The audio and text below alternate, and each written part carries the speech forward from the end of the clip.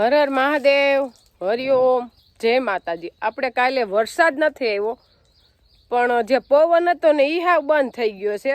એટલે આ એવો સંદેશ દે છે કે હજી વરસાદ બહુ આવશે, કારણ કે પવન હોય ને તો એટલો વરસાદ ન આવે, પણ એકદમ ગરમી પકડાઈ ગઈ છે ને વાતાવરણ પેક થઈ ગયું છે ને, એટલે વરસાદ વધુ આવશે। શું કહેવાનું છે તમારું? જો હજી વાગ્યા છે સવારના 7 અને નથી સૂર્યનારાયણનો પ્રકાશ આવ્યો, અને જો એટલી ગરમી હોય તો વરસાદનું આકર્ષણ તો ખરું જ ને, કે આમ હાવ રેવાતું નથી, અહબ થઈ જાય એટલી ગરમી, ક્યાંય ઝાડવાનું પાંદે નથી હલતું।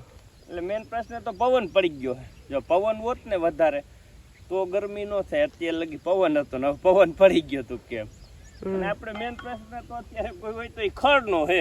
આ 2-3 દીની વરાપ દે ને એટલે ખેડૂ પહોંચી જાય, પણ દે તો ને દે તો 2 દી આજ ને કાલ, પણ આજે જે વરાપ દે એ હાવ નોર્મલ હોય, ગારો જ હોય, આમાં હાથી હાકો તો ખડ હુકાય નહીં। જો આપણે આ કાલ છે ને, આપણે કાલ અડધેથી હાથી રહી ગયું હતું, અડધેથી આ બાજુ હાઈકું, પણ એ જો ભીનામાં, એટલે એમાં હે મોર તો ગમે એમ થાય એ તો જાય જ નહીં, જા એમને ઊભે ઊભું રહ્યું। એક છે કે આમ વિખાઈ સુથાઈ જાય ને કઈક દટાઈ જાય ને, એમાં હાલે તો અમુક ટકા ફાયદો થઈ જાય, અને ઓલું તો એમને આખે આખું બીડ જ પડ્યું રહે, એ તો વધારે નુકસાન કરે, કારણ કે ચોખ્ખું કરવું વહમું, અને આ હેતે હાઈર માથે થોડી થોડી ધૂળ પડી જાય ને એવું કઈક થઈ જાય, નીંદું હોય ને તો આમાં ઉકલે, ઓમાં ઉકલે નહીં।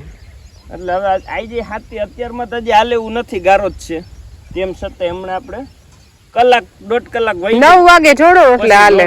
ટ્રેક્ટર હોય એટલે, બળદ હોય તો સવારમાં હાલે, તો હાલે સવારમાં, પણ ટ્રેક્ટર હોય ને એટલે જરીક ગારો જણવે એટલે ખૂંદાય ખોટું એમ।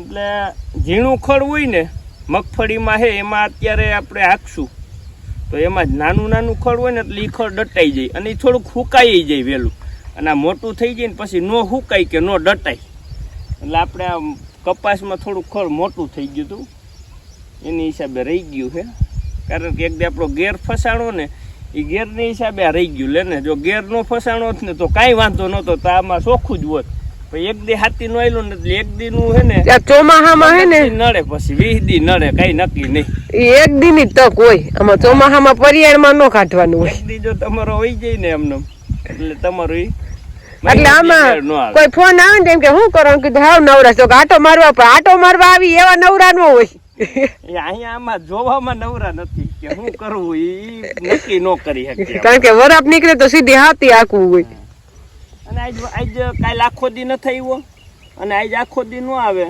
એટલે વરાપ જેવું જ છે, પણ લગભગ આવી જ જાય, કારણ કે ઘાટું જેવું છે કે ખાલી રેડો મારી દે ને એટલી જ જરૂર હોય, ખાલી પલ્લી જાય એટલે અહીં ખેતર પલ્લી જાય, પણ નહીં વાંધો આવે, થઈ જાય કઈક કઈક ખડ થાય તો એનાથી બીવર નથી, વરસાદ આવે પાણી સડી જાય એટલે આપણે પોગી વળી, બાકી વરસાદ ને આપણાથી ન પોગાય, ઈ કુદરતના હાથમાં છે, આ આપણા હાથમાં, ચોખ્ખું કરવું ને આપણા હાથમાં છે। કદાચ ને ભલે હજી એવી કોઈ આમાં એટલો બધો વાંધો જ નથી, કદાચ ને જો ખડ થઈ જાય ને તો અત્યારે દવાઈઓ આવી ગઈ, દવા નો આવી જાય ને કાયમીની એક જણો ખાલી 4 આયરું નીંદે ને આખો દીમાં, તોય તમે આને પોગી વરો, તમારે 10 વીઘા કપા હોય ને તો આ 10 જણા હોય ને એટલે તમારે કપા નીંદાઈ જાય, એટલે એ કઈ બહુ મોટી વાત નથી, ચોખ્ખું તો થઈ જ જાય, કારણ કે આપણે 4-5 વર્ષ મરચી વાવી હતી ને એ વર્ષે હાથી જ નતા હાલવા દીધું, એમાં હાથી હાલવા જ નહોતું દીધું,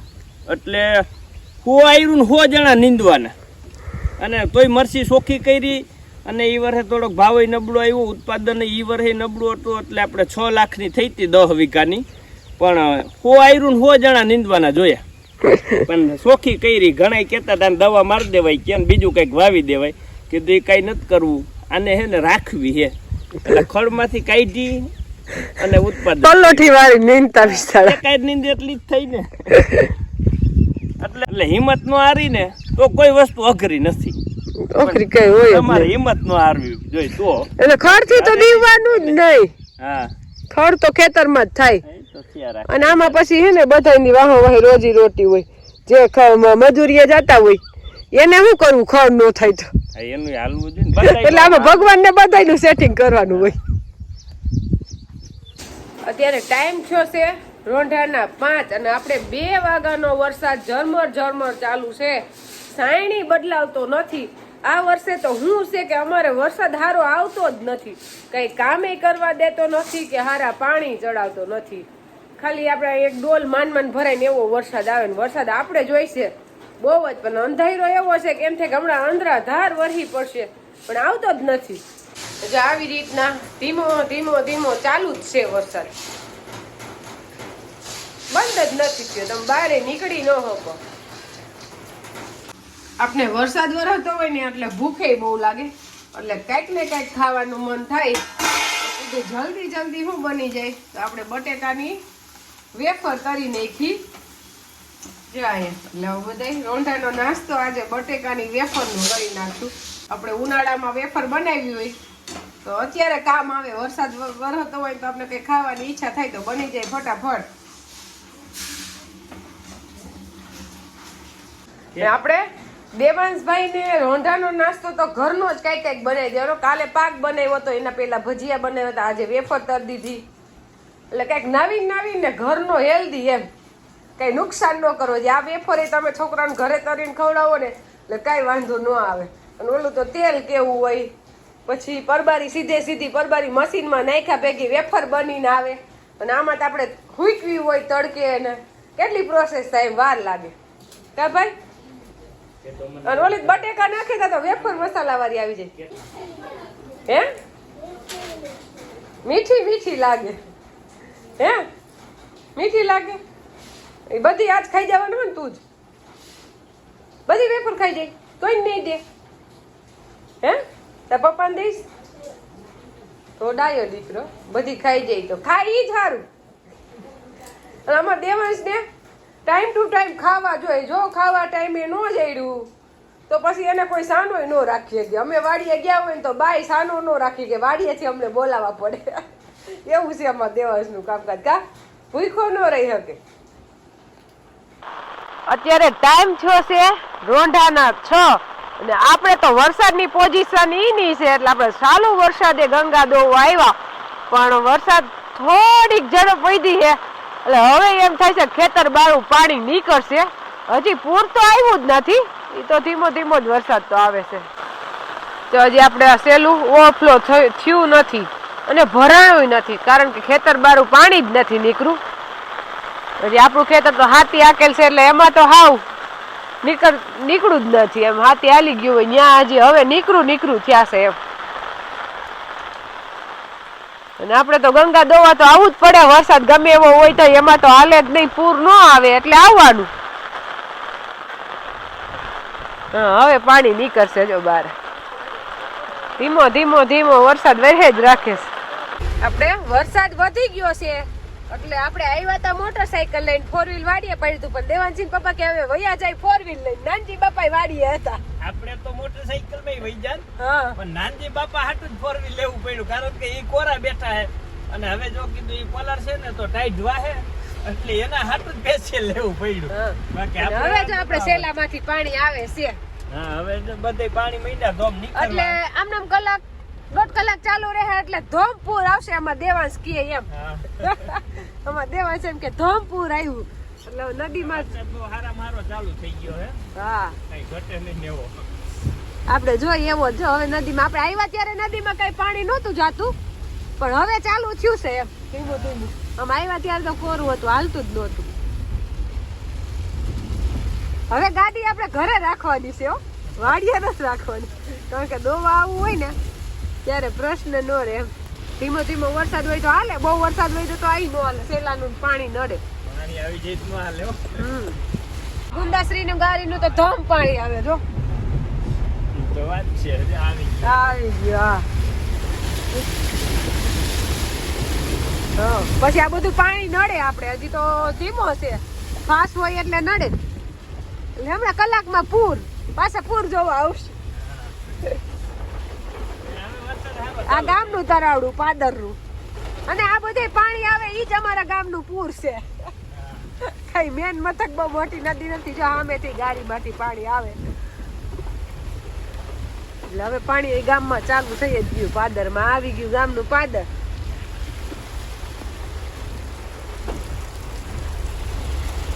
જો ગામમાં પાણી હારમ હારું જઈશ તો દેવાઈશ ને કેવી નાવાની મજા આવે પણ પછી એની મજા મને ખબર પડશે શરદી તાવ આવે ને એટલે જાગવાનું મારે તો દેવાંશ કેવી મજા આવે આમ જોતા મમ્મી કેવી મજા આવે કે મજા આવે બેડા તો આવે છે પણ તો કે બેડ પર લાવી લેવાનું એ રહેતોય નથી વરસાદ આવે ને દોડીને બાઈને વયો જઈશ હાલે હવે હાલ અંદર કઈ તો નાવું પડે ને પછી જો તો ડિસ્કા થાય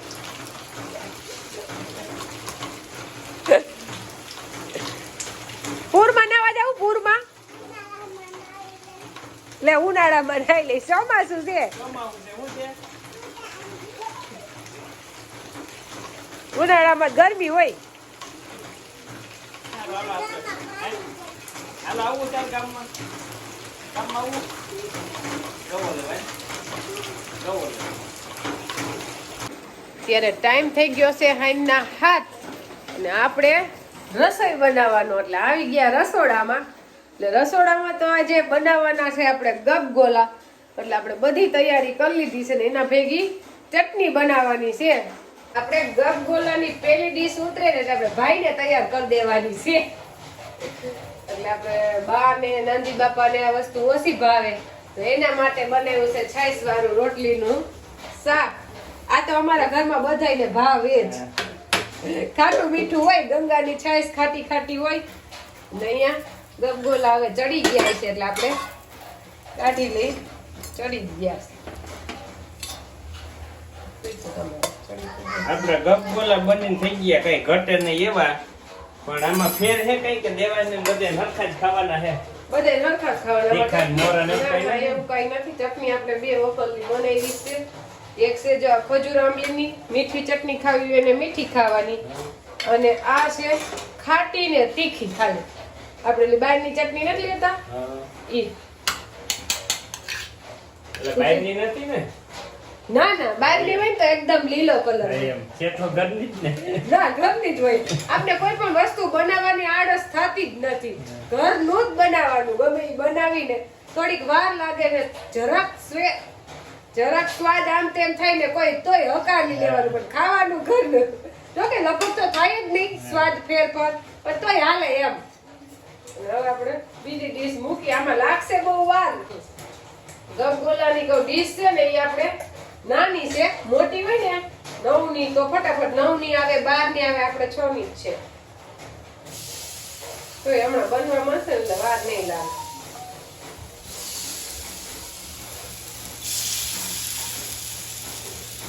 વરસાદ ને નવરા હોય તો કઈક નવીન બનાવીને ખાઈ ને હાલો દેવાશભાઈ આપણે થઈ ગયા તૈયાર તમારે